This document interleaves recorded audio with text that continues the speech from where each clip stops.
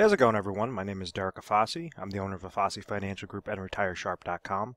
Today's topic, I want to discuss in detail what is a 770 account, and more importantly, when should a 770 account be utilized for an individual retirement accumulation situation or retirement supplement situation, and then also when is it not necessary or where it could really blow up in someone's face. So I want to really dissect the pros and cons. Understand that I'm going to be non-biased towards this type of account. This is a type of strategy that I leverage towards my own retirement planning, but that does not mean that this is going to be successful for your guys' retirement planning. It really just depends if you fall into, a specific category, if you have a specific length of time before you're going to retire, and then what are the benefits. So I'm going to also show you how we design plans and how we could create more successful 770 plans, or different things for you guys to be aware of on what makes a really good a cash accumulation 7702 plan or 770 plan as opposed to something that you're just paying for a type of cost or a charge or an insurance related charge in there.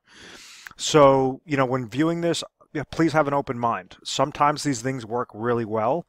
And what I've seen majority of times is individuals will call into the agency, call into the office, and they're trying to be set up on these types of plans, and there just simply is not going to work. They either want to retire too soon, they're not allowing these accounts to accumulate as long as they should be, and there's some risks involved where they would be better off just going with a more traditional retirement plan, such as like a Roth IRA or just a traditional 401k. So I want to make sure to get that up front in the beginning, because the things I'm going to talk about are definitely good things about this, but understand that there are very common traps with this. So just always be wary and always be mindful, and hopefully this could help further educate you on the topic.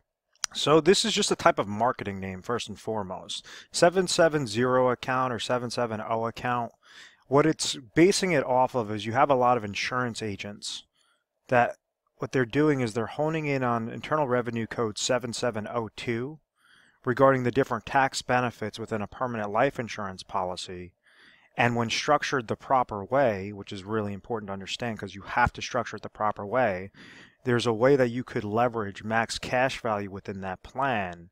And this cash value could be utilized as a retirement supplement for your later years when you're looking to retire, whether that's before age 59 and a half or after age 59 and a half. There's different things that you could do to make contributions into these types of plans when they're structured properly, maximize out the cash value. And the ultimate results when done properly is you could accumulate those dollars. Those dollars could accumulate tax-free.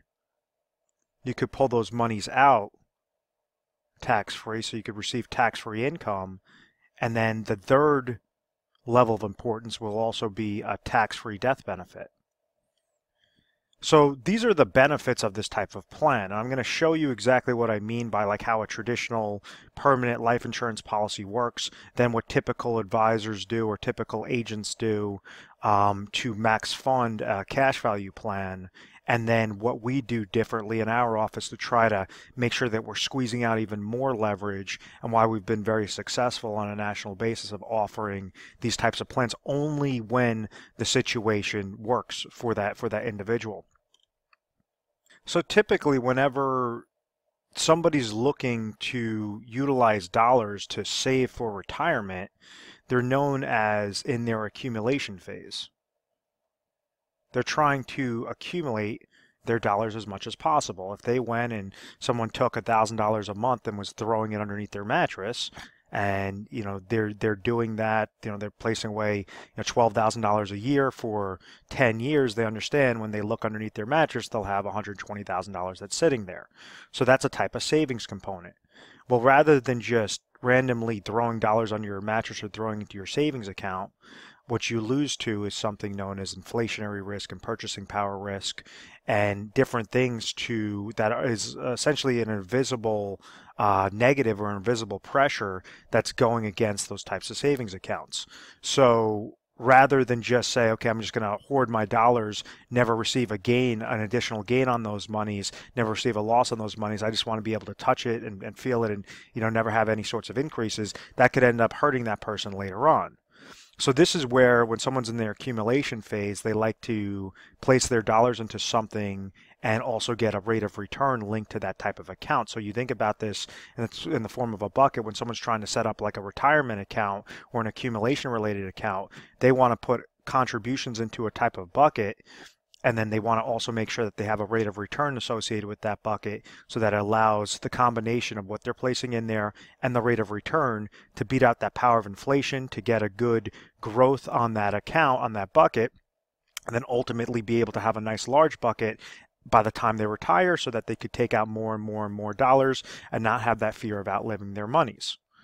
And this is where the accumulation or accumulation strategies come into play, because the most common type of accumulation product or for retirement would be an employer 401k account, which is just it's a type of retirement account that's established through an employer.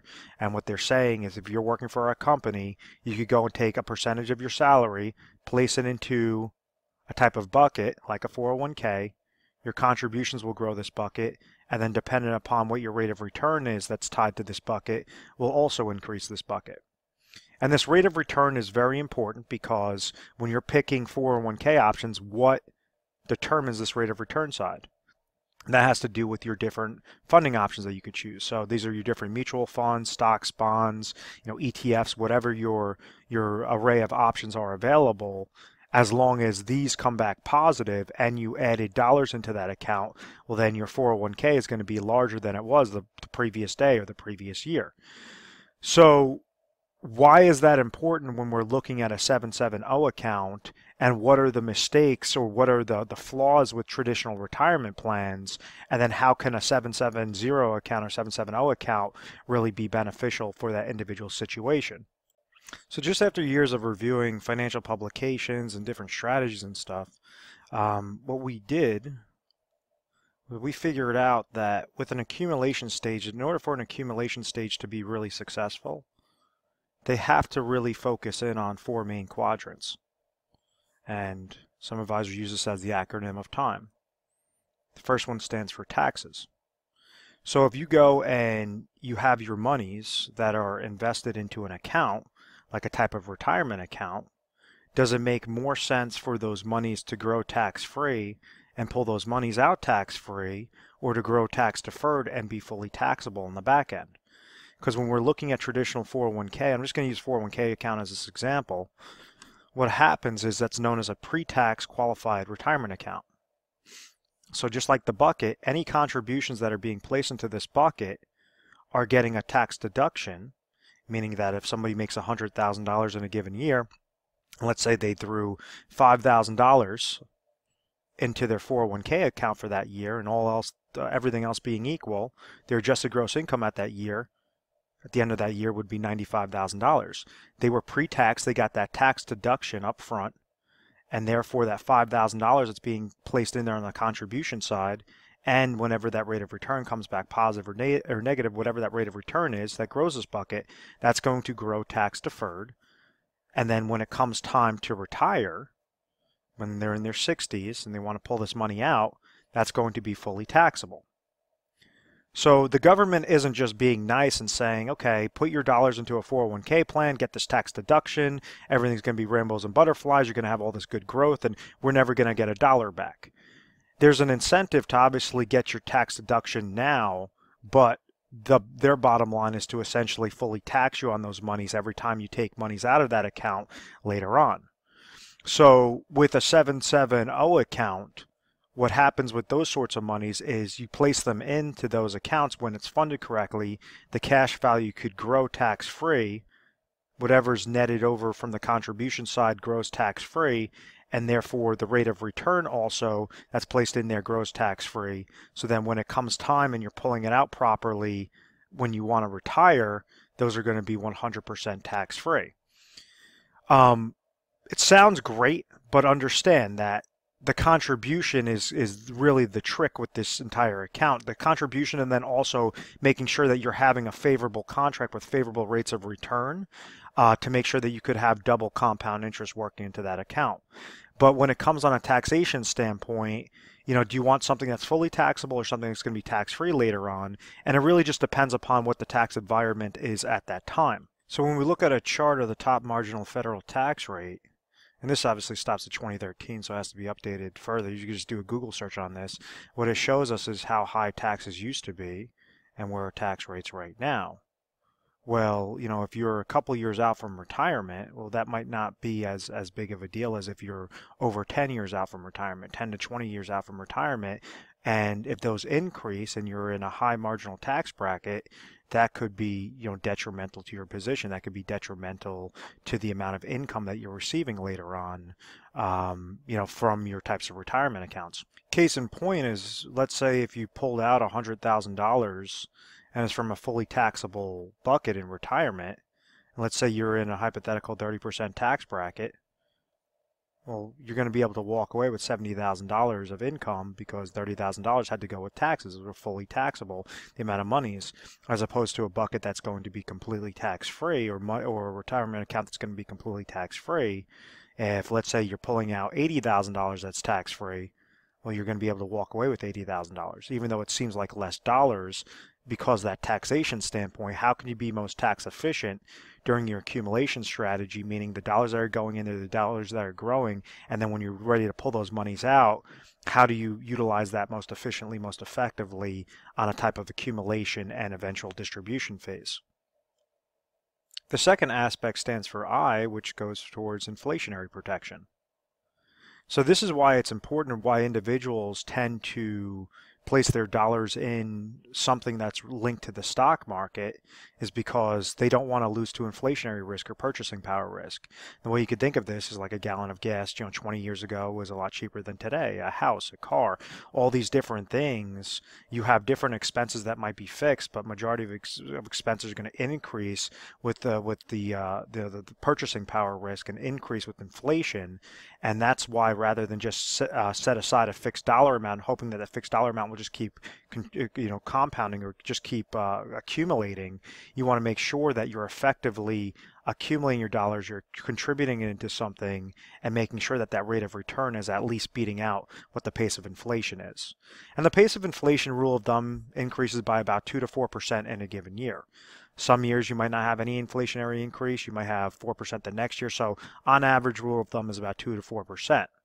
So, that's a 401k can accomplish it, a traditional retirement account, a type of 770 account that could accomplish it. But understand that inflationary protection is a major player, especially when you have those 10, 20, 30 years out from retirement, or well into retirement, meaning that if you retire in the next 10, 15 years and then you're going to be living for another 20, 30 years beyond that, this is something that you want to have incorporated into your plan. The third important aspect is market losses. And how exactly can you try to restrict something known as your drawdown? And this is something that the world's most successful investors do, even when they're investing their money is in the market and they're investing their monies in risk of saying that the markets could go up, the markets could go down. One of the things that these individuals or these institutions do really well is they try to protect their ass. They try to protect their backside to make sure that if the market's going down, that they have a really good risk-adjusted return, and that downward loss is not completely wiping out their accounts. And there's a term that I use a lot, and I said in retirement, whether that's in your accumulation or whether that's in your distribution phase, I said large downward market losses could hurt far worse than gains could help you. And what I mean by that is, somebody loses 10% in 1 year, it's going to take them 11% gain the next year just to get back to break even.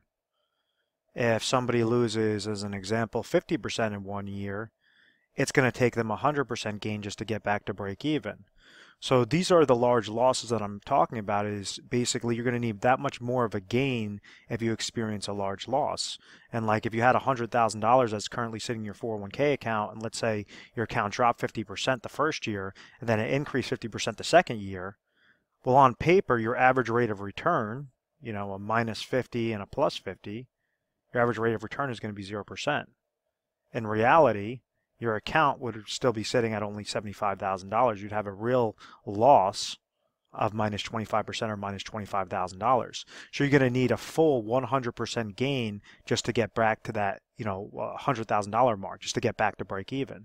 So that's why, market losses are something that's so crucial that a lot of individuals just try to, leave their money in the market. They don't really have a good strategy, and it ends up hurting them, especially when they're trying to near out for retirement. Case in point is like a 2001 or 2008 when you had large portfolios lost anywhere between minus 30%, minus 60% on average, and that was a big hiccup. If you increase that number to $1 million and this person takes a 40% hit that 1 year, that's $400,000. That is a lifestyle change, especially in retirement when they're nearing retirement. So that's something really important, is to protect downward market loss. So when you're looking at like a traditional 401k that's tied to market, dealing with mutual funds, stocks, bonds, commodities, real estate, whatever that case might be, or IRA accounts, you have unlimited upside, but you also have an unlimited downside regarding those market losses. So unless you have a really good strategy to how to protect that, this is where a lot of individuals fall victim to this. A 770 account, the ones that I like to leverage are something known as IUL based plans. They grow when the stock market that it's linked to, when the index increases and gains 0%, you have a 0% floor, meaning you are not susceptible to those downward market losses whenever that stock market index goes down. So what it essentially allows is the contributions to go in there efficiently, effectively, and then that rate of return to not come back and be a detriment to that type of bucket. And like what I mean by that is, if you take a given 401k in 2008, that this individual was placing dollars in there for years and years and years, was placing so many contributions. They got this side correct. It was this side, this rate of return, that could be positive or could be negative. And when that came back negative, even something as small as a 30% loss, that cut their portfolio in a third, and essentially hurt them with trying to plan out to how they properly retire. With these types of accounts, you have a positive contribution side when set up correctly, and then that rate of return side will either be 0%, meaning that negative is not going to hurt it, or it's going to be based upon whatever indexing strategy that is. And it's all specific towards carriers, towards companies, and all of that. So I'm going to get into that in a little bit later. So now it brings us to our fourth most important aspect, which are expenses. And I think this is probably the most important thing, because if a 770 account is more expensive than a traditional retirement account, why would you go into this type of product line? And this is something where agents and advisors, they get this part wrong time and time again. Is what they try to do is always talk about these three main benefits, and then they steamroll whenever somebody asks them regarding the expenses. It's really important, if you are interested in a 770 account, or you're currently in the process of maybe getting set up, there's something that each agent could go and offer or show you, is something known as a cost of charges chart, where you could see to the decimal point what your current charges are currently, and then what they're going to be each and every year going forward. So if you're seeing astronomical monies that are coming out of a 770 account, and you know that those monies are a lot more expensive than what it would be going to a traditional retirement account, well, why would you go with that 770 account? It just doesn't make mathematical sense to do so. So that's the philosophy in getting set up in a 770 account. My basic rules, or my basic formula on this is, as long as somebody is over 10 years out from retirement, as long as they have about 10 years worth of accumulation that they want to set up, that might be a nice sweet spot for them regarding the 770 account. When they're before that 10-year mark, that's when the 770 account is typically going to be more expensive than a traditional play, and that's why I would typically recommend a traditional play. So, please be mindful of that, and I'm going to show you, okay, how does a typical permanent life insurance policy work, and then what are advisors doing to maximize out the cash value component, get into a 770 account, and then what do we do to further expand on that cash value accumulation and further expand on the amount of leverage that you could utilize with that type of cash value as a viable retirement supplement later on. So this is how a typical life insurance policy works. You might have seen this with other videos, but I'm going to correlate this to the conversation, regarding the accumulation phase. Each life insurance policy has something known as a death benefit that's attached to it. So with traditional life insurance, what happens is an individual is paying a premium dollar, and God forbid if they pass away, then this death benefit is going to get paid out to the beneficiaries, usually in the form of a lump sum.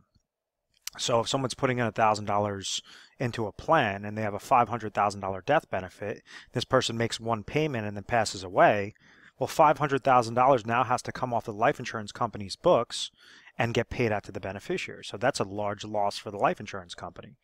Any time that they're in risk to have these large losses, it's going to increase something known as net amount at risk, NAR.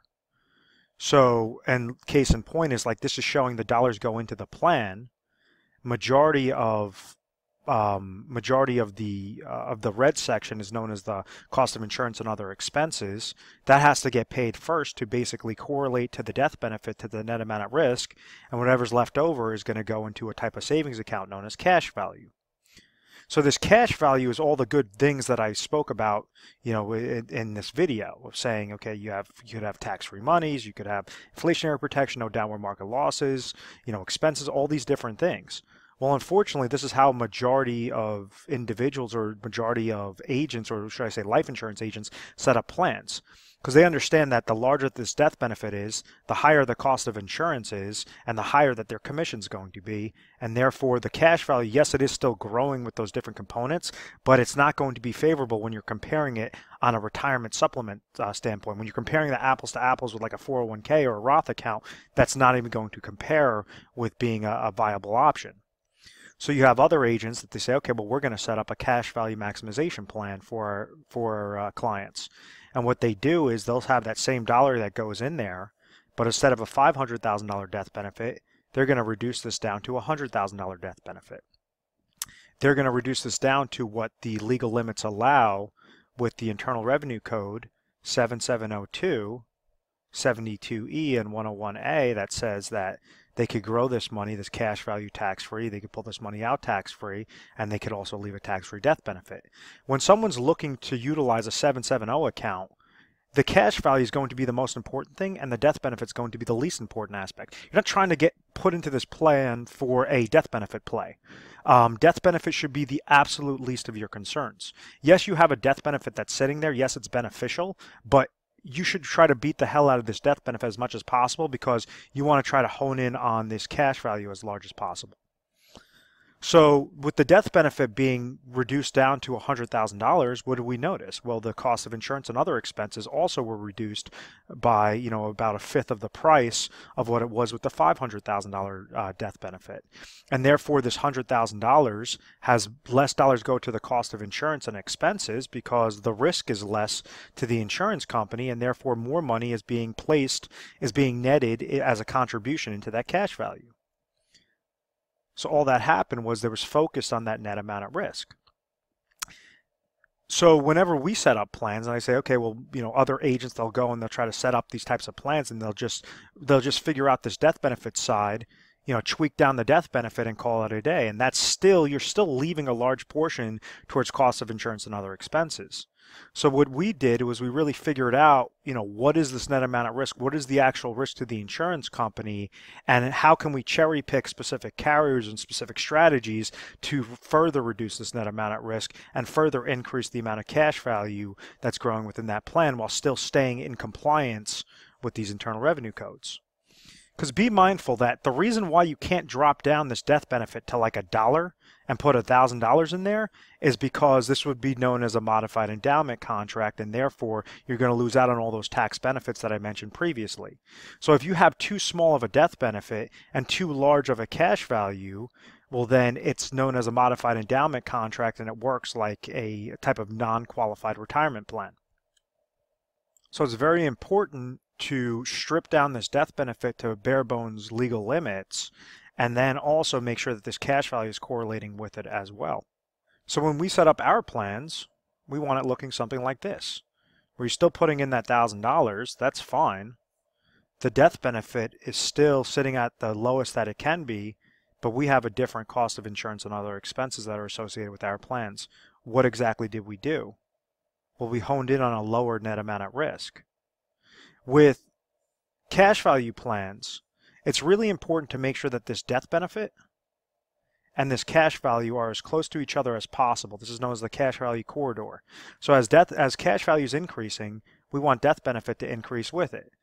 If cash value goes down, we want death benefit to go down with it. So we want to keep these quadrants or this correlation as close to each other as possible to make sure that you're paying the smallest amount of cost of insurance and other expenses and reduces the net amount at risk to the insurance company, and make sure that in return you're receiving the least amount of costs. So that's one aspect, is making sure that that death benefit is as low as possible, then it's correlating. It has something known as a cash value corridor that increases when it goes up and decreases when it goes down, each and every day, each and every year during your accumulation phase. Now, the second aspect that also shows a significant difference is this lower net amount at risk. Is majority of carriers, 99% of carriers and contracts, they offer this death benefit in the form of a lump sum. So what this says is this person puts in $1,000 and they pass away, $100,000 has to now come off the insurance company's books in the form of a lump sum. So if we're using not $100,000, but let's just use a $300,000 example to help further explain this hypothetical situation. And let's say this person threw in $1,000, they have a $300,000 life insurance death benefit. Well, 99.9% of companies are with company A that says a lump sum. What we did is we found a company that has a patent pending design that pays this money out in the form of annuitization. And it's very sloppy handwriting, but understand that if they have $300,000 with company A and this person passes away, $300,000 now in that day has to get off of the company's books, off of insurance company A's books. With company B, what they're doing is they're saying, okay, we're going to not pay you $300,000 lump sum, but what we can do is pay you $10,000 per year for up to the next 30 years and make sure that, yes, you are still getting paid that death benefit. So what that does is it has a much lower net amount at risk with insurance company B, is because they're able to hold on to those dollars for a lot longer, able to invest those extra dollars that they don't have to take off of their books, invest that on the back end and make interest on interest on interest. Now, with somebody that's looking at this, you're saying, well, what the heck? I lost out on that death benefit. My beneficiaries aren't receiving that in a lump sum, which is exactly my point to say this is why the death benefit should be the absolute least of your concerns. There's two main components with this. First off, you want that death benefit to be as low as possible. Second off, you want this net amount at risk to be as low as possible. So therefore, even if it's getting paid out on an annual basis, a 30th each and every year for up to those 30 years, that's completely fine because you were able to leverage that cash value. They're still receiving a tax-free death benefit, but in the back end, it's significantly lowering that net amount at risk. It's significantly lowering those costs. And when I'm saying significant, it's not just off of like 2-3% cheaper, cheaper fees. It could be anywhere from 20% to 40% cheaper costs of insurance and other expenses when you're structuring it the right way with the correct carriers and the correct contracts, as opposed to just going blind into these type of 770 accounts. So if we're going back to that bucket aspect, everything I just explained was to add on more dollars from the contribution side. Remember, there's two sides to this accumulation phase. You have contribution side and rate of return. So if we're doing everything correctly and you have the most amount of dollars contributions going in there, well, you can't just call it a day. You also have to make sure that this is maximized as well. It's maximized in a very safe, efficient manner, and this is where we still cherry pick the carriers. We'd only find the ones that give us that annuitization phase on the death benefit, but then we also find ones that have really high either cap rates or really good indexing strategies.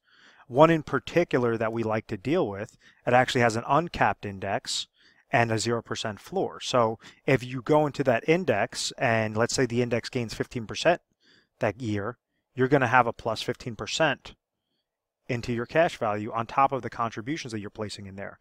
If let's say the next year that index loses 40%, well, you're going to have a gain of 0% in there. So it's going up whenever that index goes up and gain 0% whenever that index goes down. The mistake that's made is individuals just go into this type of plan and they'll go into a plan with like really low cap. So they'll have like an S&P 500 with like a 10% cap and think that, okay, that's a good contract, as opposed to other ones that might have 17% caps or might be completely uncapped indexes that make this rate of return much more favorable and overall grow your bucket at a much higher exponential rate of return or an exponential growth than just falling victim to those lower cap limits. So that's the main takeaway, is to make sure that you're stripping down those costs as much as possible. And second off, you're also finding really good indexing strategies and really good growth potential in there so that everything makes mathematical sense.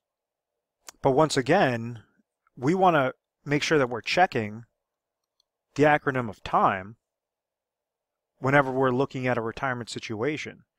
So let's say if, yes, okay, the 770 account is more tax favorable than a traditional account, the inflationary protection will run them at both the same rates of return to make sure that it's as close to an apples-to-apples correlation as possible. We're just letting them know that the 770 account is, you have that 0% floor, as opposed to the other account, which could go down when it's tied to market to downward market losses. But most importantly, the expenses. If someone's trying to leverage this and their account is too expensive, meaning that one aspect might be that they're uninsurable or they're highly rated, so therefore you have a higher cost of insurance in there and other expenses. Does it make more mathematical sense to go into a 770 account, or does it make sense not to just fully fund what you currently have through your employer? Another aspect is to do a blended strategy. And one of the things I didn't mention with like a typical 401k account is they offer something known as an employee match.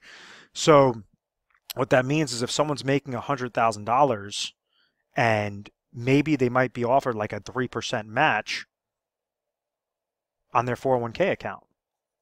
So what this says is if this person contributes 3% into their 401k, their employer is going to give them 3% as well. So if they make $100,000 and they threw $3,000 in there, ultimately the employer is going to match 3%. It's an incentive to stay at that company, an incentive to invest your dollars into retirement plans, and therefore $6,000 is going to go into that contribution.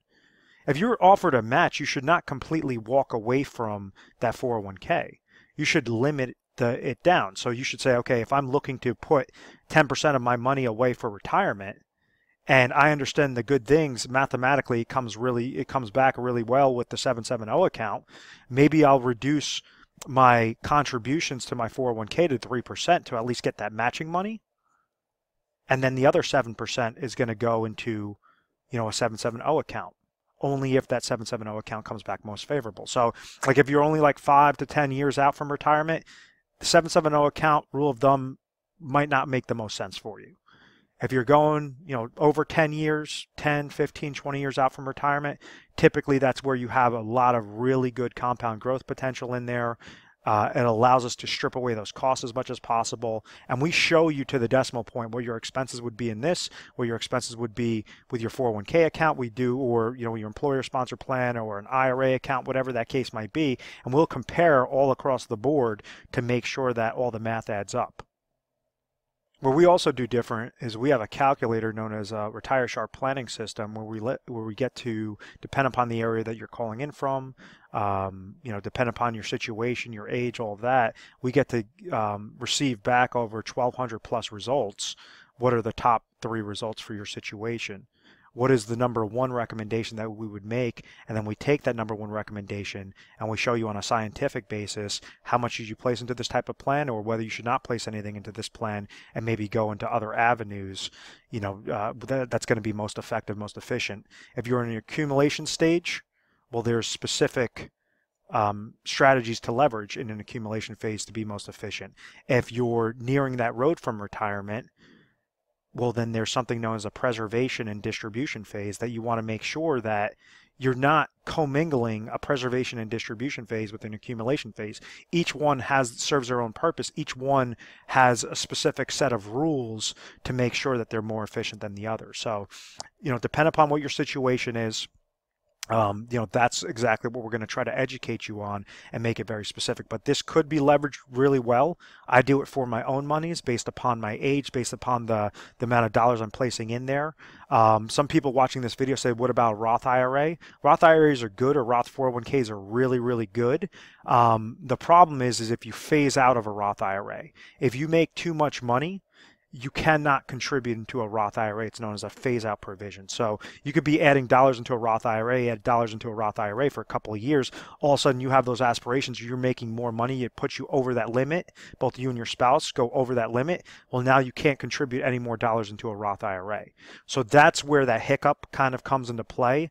And that's why I didn't really focus the conversation on there. But we also show you comparisons if you want to see, Roth accounts or whatever that case might be. We want to make sure that we're as transparent as possible. And as long as the science, the math comes back, that's when we'll give you the recommendation. If it doesn't come back most favorable, we're going to tell you something else. We're going to tell you don't utilize this type of plan. So if you're interested in seeing if this would be beneficial for your exact specific situation, give our 1-800 number a call. 1-800-566-1002. We offer 24/7 customer service. You can give us a call mornings, nights, weekends, holidays, whatever the case might be. You're going to be speaking to an assistant, and then you just reference this video, and we'll make sure that a specialist will be either calling you back or be transferred directly to a specialist and go from there. I think a more efficient, more effective way to do that, to set up an appointment, would be by going through our website. And when doing so, you could type in retiresharp.com. You could click on the link within this video, and retiresharp.com and afossifinancial.com, they both go to the same place, but what you notice is a little icon pulls up on the right hand side, bottom right, and it allows you to book your strategy session. So you actually get to see our calendar, and then when you schedule your appointment, it's more locked in there, and then you just leave your little note, say, okay, I saw something on a 770 account, I'm interested, so we'll make sure that specialist gives you a call, at that specific point in time. And please understand that I also handle a bunch of the appointments myself. So if you're calling in and you want to speak to me directly, just ask to speak directly to Derek, or basically make that note on the digital calendar, and we'll make sure to to have me contact you directly and go from there. And I could explain more specifically to your situation what I've explained in this video and previous videos. But we're A+ rated on the Better Business Bureau. I believe it is because of our methodical process of education first through literature pieces, personalized videos, whatever that case might be. But I want to thank you for watching this video. Please feel free to subscribe to our YouTube channel, Retire Sharp, so you could have access to the most updated videos. Thanks so much, guys.